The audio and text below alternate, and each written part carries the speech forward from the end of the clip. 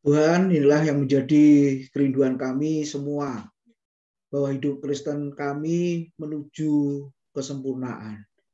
Hidup kami terus diubah untuk menjadi semakin seperti Kristus ya Tuhan. Terima kasih kalau hatimu penuh dengan belas kasihan kepada orang banyak. Demikian juga Engkau beri hatimu kepada setiap kami, supaya kami boleh memiliki hati yang penuh belas kasihan kepada saudara kami, keluarga kami yang belum mengenal Tuhan. Supaya Engkau boleh memakai setiap kami bergandeng tangan bersama-sama untuk mencari jiwa-jiwa yang terhilang. Terima kasih ya Tuhan, biarlah pujian penyembahan kami kiranya berkenan di hadapan-Mu, dan sebentar lagi firman Tuhan akan diberitakan. Kiranya Tuhan menolong hamba-Mu, Pak Fendi, yang akan membagikan berkat firman Tuhan. Urapi dengan kuat kuasa-Mu ya Tuhan, supaya firman Tuhan boleh menjadi bagian yang indah dalam hidup kami, untuk kami mengerti dan kami lakukan. Terima kasih Tuhan. Kiranya Kau beri konsentrasi yang baik, tenangkan hati, jiwa, pikiran kami untuk menyambut firman-Mu. Dalam nama Tuhan Yesus, kami sambut firman Tuhan. Amin. Silakan Pak Fendi. Amin. Ya, sekali lagi selamat malam Bapak, Pak Tim, dan teman-teman sekalian. Ya, terima kasih untuk kesempatan malam hari ini untuk membagikan sharing. Ya, walaupun ini persiapannya juga ya tidak terlalu banyak juga ya. Ya, sekali lagi puji Tuhan, kita sudah berada di minggu kelima ya.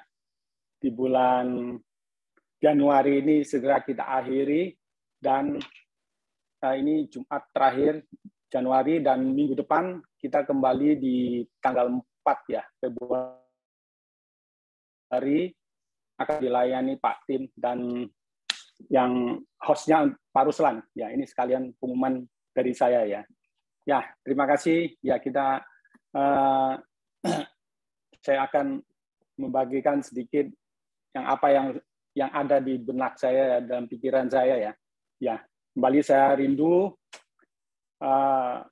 untuk mengangkat tema malam hari ini sesuai dengan tema tahunan kita. Bagaimana kita bergandeng tangan untuk melayani Tuhan. Terus bergandeng tangan untuk mencari jiwa yang terhilang. Ya, sesuai dengan tema yang telah kita canangkan ya mulai tahun 2022 ini. Sekali lagi saya beberapa saat lalu telepon Pak Tim, saya juga sudah agak terkejut mengenai tema ini. Saya tanya Pak Tim ini dari mana ya? Siapa yang buat ini? Ya tentu gembala kita yang buat, saya maksud saya. Tapi saya dapat jawaban yang unik. Katanya Pak Tim, tema ini asalnya saya yang di belakangnya mencari jiwa yang hilang. Tapi tiba-tiba Pak Bambang menambahkan depannya gitu, katanya Pak Tim. Bergandeng tangan. Waduh. Ini saya jadi ya apa ya? Ya kaget juga ya. Ternyata dari awal ini tema ini sudah dibuat Pak Bambang sama Pak Tim ini ya, bergandeng tangan. Memang mereka membuat tema ini ya. Tentu saya percaya tema ini dibuat bukan asal tema terus tema secara mendadak ya. Pasti tema ini sudah didoakan sebelumnya oleh Pak Bambang, Pak Tim, dan keluarlah tema ini yang diamini sama Tuhan. Begitu. Menurut saya sekali tema ini ya, bagaimana kita sekali lagi membacanya ya, bergandeng tangan mencari jiwa yang terhilang ya. Nah, bergandeng tangan, kita ada dua kata penting bagi saya, bergandeng tangan dan mencari ya.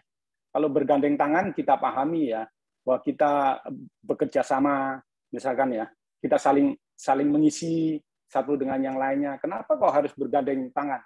Mungkin dari Pak Bambang, Pak Tim, mungkin nanti bisa men-sharingkan lagi ya. Apa betul apa yang saya katakan tadi itu ya. Nah, bergandeng tangan mungkin dari sisi kalau kita sendirian, mungkin pekerjaan Tuhan ini sangat-sangat berat ya. Tantangannya juga banyak ya. Baik itu dari dalam maupun dari luar ya. Untuk mencapai hasil yang maksimal ya. Tentu bergandeng tangan kerja itu akan kelihatannya lebih ringan gitulah kira-kira. Kalau sendiri kadang ya kelelahan juga ya. Dan ada kata kedua yang menarik itu mencari. Nah, itu sesuatu yang aktif ya kalau menurut saya ya. Mencari. Jadi peran kita ini aktif, bukan peran kita ini sebagai orang yang menonton gitulah istilahnya ya. Ya, jadi kita boleh ambil bagian di dalam pelayanan ya. Saya selaku komisi doa tentu untuk mengawal tema 22 ini, terus tema ini kita bawa ke doa ya. Jadi setiap Jumat khususnya kita masukkan di dalam pokok doa ya, agar apa yang Tuhan turut bekerja terus ya, untuk kita boleh mencapai keberhasilan khususnya untuk mencari jiwa-jiwa yang hilang ya. Nah, apa yang saya lihat kita ya, Pak Tim sudah sudah membuat pasutri ya, khususnya di hari Selasa review bagaimana kita sebagai keluarga pasangan diberi tugas untuk melayani bersama ya. Jadi setiap pasutri nanti akan dapat giliran gitu loh maksudnya. Nah, ini awal yang bagus, apa yang Tuhan taruh di dalam visi mungkin Pak Tim ya, Pak Bambang juga ya, untuk melalui pelayanan keluarga ini bagaimana kita bisa dipakai untuk menjangkau jiwa-jiwa ya. Kalau keluarga itu kuat, tentu apinya juga semakin banter ya istilahnya ya, untuk kita tetap berapi-api untuk menjangkau jiwa-jiwa ya. Ya, tentu mungkin ada bagian-bagian lain lagi selain review Selasa itu, nanti juga ada komisi-komisi yang akan terus berkembang ya di dalam gereja kita ya. Mungkin, nah ini kita akan membutuhkan lagi peran serta daripada jemaat-jemaat untuk bergabung, untuk melayani, bergandeng tangan, ya, sebagai partner daripada Tuhan untuk menjangkau jiwa-jiwa ya. Ya. Nah, saya ingin mengilustrasikan ya. Saya coba mengilustrasikan bahwa suatu pelayanan ya. Nah, suatu pelayanan itu tentu seperti kalau di gereja ya, dari pengurus, dari hamba Pak Gembala, dari pelayan-pelayan Tuhannya lainnya ya. Kalau di dalam gereja terus ada jemaatnya juga. Nah, tentu seperti saya ibaratkan satu tim pelayanan di gereja itu seperti satu kesebelasan sepak bola ya. Nah, di mana kesebelasan itu tentu ada pengurus, ada pelatih, ada pemain. Nah, pemain ini pun ada yang jago-jago ya. Nah, selain daripada itu juga ada penonton. Nah, peran penonton ini juga penting ya untuk mensupport satu tim ya, untuk mencapai suatu hasil yang maksimal. Hasil yang maksimal ya. Nah, tentu untuk mencapai hasil yang maksimal itu dibutuhkan suatu kerjasama yang saling mengisi ya, bersinergi satu dengan yang lainnya, ya saling menopang ya, hingga nanti hasil yang terbaik pasti tercapai kalau dikerjakan dengan baik ya, dengan baik dalam arti ya banyak pengorbanan juga di dalamnya ya. Nah, untuk itu apa yang dikatakan di Alkitab ya, di dalam mencapai keberhasilan, saya ini ingin mengutip dari Alkitab yang ada di Keluaran 17 ayat 8 sampai 16 itu. Mungkin dari Bapak Ibu teman-teman sudah tahu apa itu Keluaran 17. Nah, garis besar Keluaran 17 itu menceritakan ketika Musa memimpin bangsa Israel itu keluar menuju tanah Kanaan. Nah, Kanaan itu, nah Musa ini bangsa Israel ini dihadang oleh bangsa Amalek. Di tengah jalan itu mereka diserang. Nah, karena Musa ini sebagai pemimpin, dia harus muter otak ini istilahnya ya. Bagaimana strateginya agar menghadang peperangan ini dapat mereka menangkan gitulah. Nah, ketika itu ya Musa punya panglima perang ya, namanya Yosua. Nah, Musa itu punya saudara juga Imam Harun dan satunya Hur. Nah, ketika mereka menghadapi peperangan ini ya, nah Musa memerintahkan untuk si Yosua mencari prajurit-prajurit yang tangguh-tangguh untuk ditempatkan di medan perang ya, yang dipimpin oleh Yosua sebagai panglima perang. Dan ketika terjadi peperangan, nah ini yang luar biasa juga ya, Musa, Harun, Hur, di mana tongkat dari Allah itu yang dipegang oleh Musa itu mereka bawa ke bukit gitu loh. Nah, mereka ini tidak terlibat langsung untuk peperangan, tapi mereka ada di belakang layar. Nah, apa yang dilakukan oleh Musa, Harun, dan Hur? Nah, mereka itu ternyata Musa ini berdoa. Nah, Musa ini berdoa, ya ketika Musa mengangkat tangan, ya dikatakan bahwa pasukan Yosua, bangsa Israel itu menjadi lebih kuat. Tetapi ketika Musa itu menurun tangan karena mungkin capek, karena apa? Pasukan Israel itu jadi lemah gitu loh. Nah, apa yang Harun dan Hur ini lihat, nah mereka itu ternyata bukan sebagai penonton saja ya, ternyata mereka melakukan sesuatu gitu loh. Melakukan sesuatu, apa yang mereka lakukan, ternyata mereka itu action ya, istilahnya Harun dan Hur ini membawa satu batu supaya Musa ini tidak penat, tidak capek. Mereka ngasih batu ini sebagai segitu ya, untuk Musa duduk. Nah, selain daripada itu, tangan kiri kanan dari Musa ini untuk mengangkat tangan itu mereka topang bersama-sama gitu loh. Nah, ketika topangan mereka ini, jadi tangan Musa ini jadi kuat gitu loh, nggak pernah lagi turun lagi. Nah, ketika itu bangsa Israel itu menjadi menang gitu loh. Nah,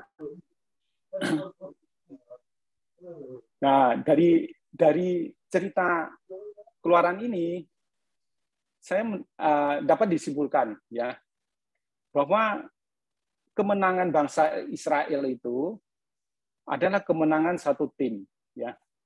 Mereka bersatu padu, saling menopang, saling melengkapi, bekerja sama, bersama-sama bergerak maju di dalam medan perang itu. Jadi mereka adalah satu kesatuan, bekerja bersama-sama. Inilah yang menjadikan bangsa Israel itu menang ya. Ya. Nah, dari cerita Keluaran tadi, apa yang saya peroleh sebagai orang percaya di dalam komunitas, di dalam gereja maupun keluarga ya. Ini yang saya peroleh ya. Ya, yang dapat saya rangkumkan ya, bahwa kemenangan bangsa Israel itu karena memang kuasa Allah. Ya, kuasa Allah yang bekerja atas bangsa Israel ini. Nah, ketika apa yang dapat kita lihat ya, ketika Musa mengangkat tangan ya, itu menunjukkan bahwa kita manusia itu membutuhkan, kita ini tergantung daripada Tuhan ya, yang berkuasa atas segalanya ya. Jadi kita ini mengangkat tangan. Berarti kuasa Tuhan itu yang akan menunjukkan ketergantungan kita kepada Tuhan ya. Dan kedua ya, doa itu menjadi kekuatan kita ya. Buktinya ketika Musa berhenti berdoa, maka kuasa Tuhan itu berhenti sehingga bangsa Israel jadi lemah gitu loh. Jadi itu menjadikan Tuhan mengalirkan kuasanya gitu loh ya.